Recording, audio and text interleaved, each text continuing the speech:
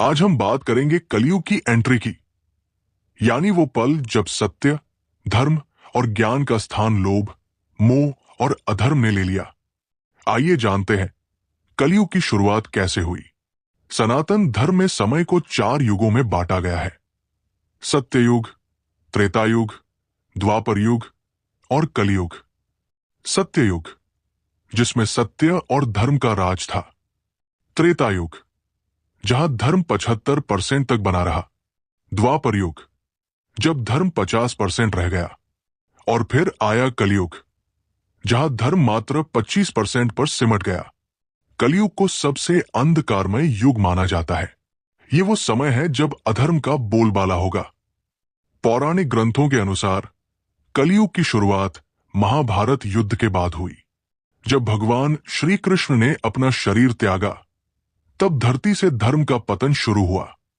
कलयुग के प्रवेश का सबसे पहला संकेत तब मिला जब धर्म और गाय को राजा परीक्षित के दरबार में अपमानित किया गया।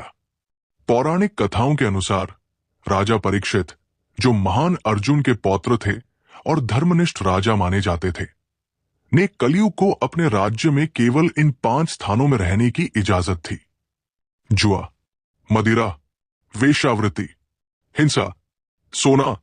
लेकिन धीरे धीरे ये 5 तत्व पूरे समाज में फैल गए। भागवत पुराण के अनुसार कलयुग में सत्य और धर्म कमजोर हो जाएंगे। इंसान धन और भौतिक सुखों के पीछे भागेगा। परिवार और समाज में बिखराव होगा। अधर्म, भ्रष्टाचार और हिंसा बढ़ेगी। लेकिन दोस्तों, पौराणिक ग्रंथ ये भी कहते हैं कि इस युग में आध्यात्मिकता और भगवान का ध्यान सबसे आसान है। श्रीमद् भागवत गीता के अनुसार केवल हरि नाम संकीर्तन से मनुष्य कलयुग के प्रभाव से मुक्त हो सकता है। शास्त्रों में कहा गया है कि कलयुग का अंत तब होगा जब भगवान विष्णु के 10वें अवतार कल्कि का प्राकट्य होगा। वो धरती से अधर्म और पाप का नाश करेंगे और सत्य युग की स्थापना करेंगे। आइए अब जानते हैं कलयुग का पहला दिन कैसा था और इसने मानवता को कैसे प्रभावित किया। भागवत पुराण के अनुसार एक दिन राजा परीक्षित जंगल में शिकार के लिए निकले। प्यास लगने पर उन्होंने एक ऋषि के आश्रम में जल मांगा, लेकिन ऋषि तपस्या में लीन थे और राजा को कोई उत्तर नहीं मिला।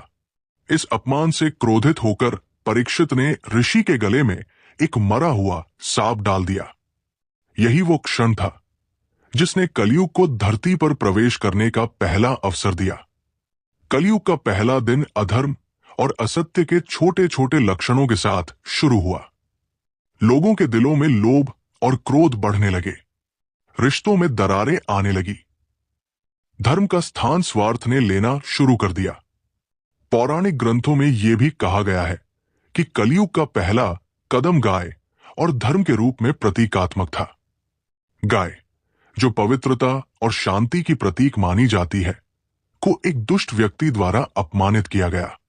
यही घटना इस युग के प्रारंभ की सच्ची पहचान बनी।